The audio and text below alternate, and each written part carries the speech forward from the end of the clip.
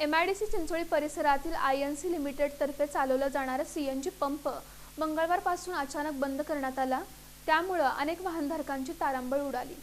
MIDC Chincholi परिसरात INC लिमिटेडतर्फे चालवला जाणारा सोलापुरातील प्रमुख CNG पंप मंगळवारपासून अचानक बंद करण्यात आला।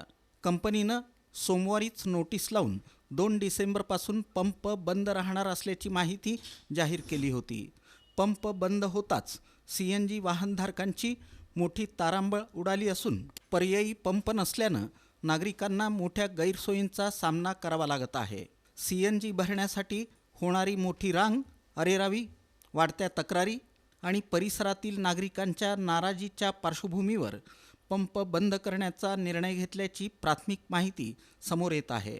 स्थानिक प्रशासनाच्या दुर्लक्षामुळे निर्माण झालेल्या तणावामुळे पंपावरील अधिकारी आणि कर्मचाऱ्यांनीही पंप सुरू ठेवणं कठीण झाल्याचं सांगितलं।